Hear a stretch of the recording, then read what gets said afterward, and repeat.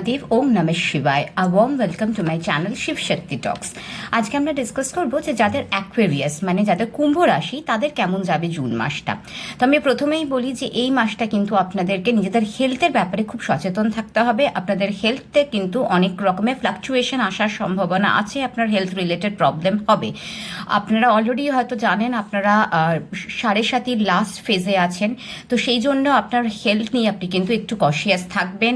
পেট related সমস্যা, ওবেসিটির সমস্যা, ব্যথা, জয়েন্ট পেনস, এইগুলো আপনাদের লেগেই থাকবে। এছাড়া আরও কিছু রকমের মানে যেমন শোল্ডারে পেন, স্পন্ডালাইটিসের প্রবলেম, এগুলো কিন্তু আপনাদের হবে। তাই জন্য আপনারা ইভেন ডাইজেশন রিলেটেড ইস্যুসও হতে পারে। তাই জন্য আমি বারবার বলবো এই মাসটা কিন্তু আপনারা খুব সচেতন থাকবেন আপনাদের হেলথ নিয়ে। এমনিতেই বললাম তো আপনার যেহেতু সাড়ে সাথে লাস্ট ফেজ চলছে, সো একটু তো চ্যালেঞ্জিং যাবে আপনার জন্য এই ফেজটা। সো আপনি যতটা পারবেন নিজেকে নিজে একটু দেখে সামলে রাখবেন আপনার হেলথ ওয়াইজ। একটু প্রপার ডায়েট ফলো করা, প্রপার লাইফস্টাইল মেনটেন করা, এক্সারসাইজ করা, এগুলো আপনারা অবশ্যই করবেন। আমি যদি কেরিয়ারের ক্ষেত্রে আসি, আপনার কেরিয়ারেও আপনার মিক্স রেজাল্টস হবে। সেখানে আমি বলতে পারি না যে ভীষণ ভালো বা খুব কিছু খারাপ। আপনার এখন যেটা আপনার প্ল্যানেটারি পজিশন হিসাবে আপনার মুন সাইন হিসাবে আপনার রাহু আছে ফার্স্ট হাউসে আর আপনার কেতু আছে সেভেন্থ হাউসে।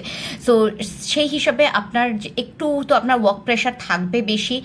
রেকগনিশনের কোথাও গিয়ে একটু কমতি হবে, কোথাও গিয়ে একটু মিসআন্ডারস্ট্যান্ডিংস হতে পারে আপনার কলিগসদের সাথে, আপনার যারা সিনিয়র্স তাদের সাথেও আপনার একটু মিসআন্ডারস্ট্যান্ডিং হতে পারে। মানে ওভারঅল সিচুয়েশনটা আপনার জন্য যে খুব একটা ফেভারেবল থাকবে তা না।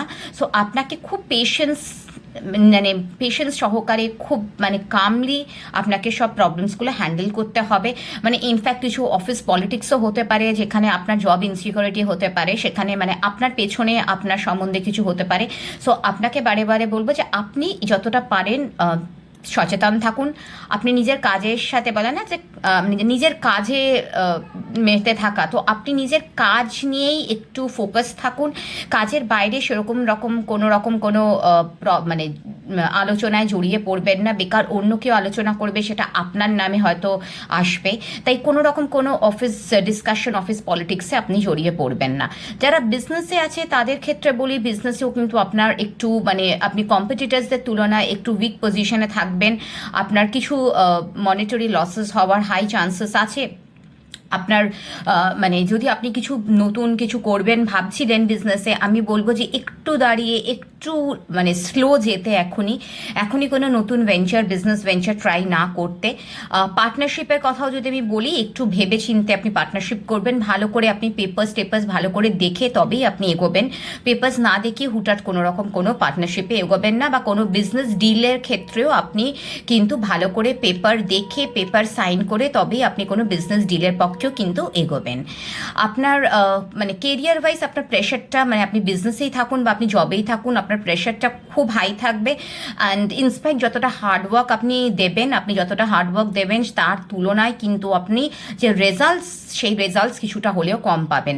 তো এটা কোনোভাবে আপনাকে একটু মেন্টালিও স্ট্রেসড আউট করবে। আপনি একটু মেন্টালিও হ্যারাস থাকবেন যে এত কাজ করছি, তার তো আমি এতটা আউটপুট পাচ্ছি না। এবং এই মেন্টাল টেনশন বা মেন্টাল স্ট্রেসটা আপনার ফিজিক্যালি আপনাকে আরও কিন্তু প্রবলেমস দেবে। তাই আপনাকে কিন্তু নিজের ফিজিক্যাল প্রবলেমেরটাও আপনাকে টেক কেয়ার করতে হবে, প্লাস কেরিয়ার ওয়াইজও কিন্তু আপনাকে একটু যত প্রবলেমস দেবে সাড়ে সাথে লাস্ট ফেজ, তাই জন্য আপনি একটু কামলি সব কিছু হ্যান্ডেল করবেন। দেখবেন আস্তে আস্তে কিন্তু প্রবলেমস অনেকটা ইজ আউট হয়ে যাবে। আমি যদি লাভ, ম্যারেজ, রিলেশনশিপের ক্ষেত্রে যাই, রিলেশনশিপের ক্ষেত্রে আমি বলতে পারি যে খুব একটা ফেভারেবল আপনার যাবে না। কিছু ছোটোখাটো মিসআন্ডারস্ট্যান্ডিং হতে পারে, বা যতটা যে চার্ম আমরা চাই একটা রিলেশনশিপে থাকুক, বিয়ে হয়ে গিয়ে থাকুক তার একটা আলাদা চার্ম, বিয়ে না হয়ে থাকলে যারা কাপলস তাদের একটা চার্ম, সেই চার্মটা কোথাও গিয়ে একটু মিসিং থাকবে। আপনি যতটা হ্যাপিনেস খুঁজছেন আপনার মানে লাভ লাইফ বা ম্যারিড লাইফে, হয়তো ততটা আপনি পাবেন না। আপনার মানে রেজাল্ট যেটা আমি বলতে চাই যে আপনি কিন্তু আপনার মনের মতন রেজাল্ট পাবেন না। এছাড়া আপনার কেতু যেটা সেভেন্থ হাউসে আছে, সে কিন্তু আপনার অলওয়েজ আপনার হ্যাপিনেস একটু কমাতে পারে with respect to your partner or spouse. So সেই হিসাবে আপনি কিন্তু একটু মেন্টালি প্রিপেয়ার থাকবেন। এই মাসটা আপনার জন্য একটু কঠিন যেতে পারে। আর আমি যদি তো আপনার মানে এমনি ফ্যামিলি বা ফ্রেন্ড হিসাবেও বলি, ফ্রেন্ডসের থেকেও একটু সাবধানেই থাকবেন, বিকজ ফ্রেন্ডসের থেকে কিন্তু আপনি একটা মানে ধোকা পাওয়ার একটা সম্ভাবনা আছে। ফ্রেন্ডসরা আপনার সামনে একরকম বলবে, আপনার পেছনে গিয়ে তারা একরকম বলবে। সো সেই হিসাবে আমি বলবো যে বন্ধুদেরকেও খুব বেশি বিশ্বাস করবেন না। আর আপনার ফ্যামিলি রিলেটেড কিছু মানে হেলথ রিলেটেড ইস্যুস নিয়ে আপনি হয়তো একটু ব্যস্ত থাকবেন। আপনার ফ্যামিলিতে কারো মানে ফ্যামিলি মেম্বার্সদের মধ্যে, রিলেটিভসদের মধ্যে কারোর হেলথ ইস্যুস হবে, যেটা নিয়ে কিন্তু আপনার অনেকটাই আপনি হ্যারাস থাকবেন। সো ওভারঅল হেলথ আপনার নিজের ক্ষেত্রেও একটু নজরে রাখা দরকার, প্লাস আপনার ফ্যামিলি মেম্বার্স থেকেও একটু নজরে রাখা দরকার। আর এবার যদি আমি ফিনান্সের ক্ষেত্রে আসি, ফিনান্সের ক্ষেত্রেও আমি বলবো যে মানি ফ্লো আপনার এই মাসে একটু কম হবে। আর যতটা ফ্লো হচ্ছে সেই তুলনায় কিন্তু আপনার এক্সপেন্সেসটা অনেকটা বেশি হবে। আপনাকে আমি এটাই বলবো যে আপনি কোনো মেজর ডিসিশন এখন নেবেন না, লাইক স্পেকুলেটিভ মার্কেটে যাওয়া, কোনো হুটার ডিসিশন নেবেন না।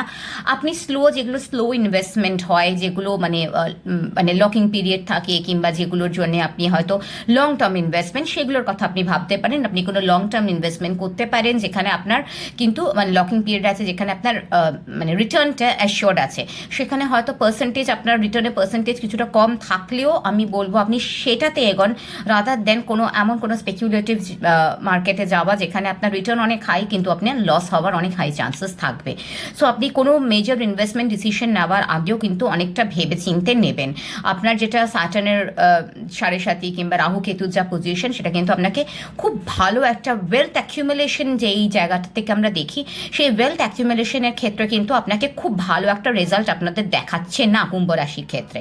সেই জন্য আমি বারে বারে বলবো যে আপনারা অনেক ভেবে চিনতে একটু মানে ভেবে তবেই আপনারা কিন্তু কোনো ইনভেস্টমেন্টের দিকে এগোবেন।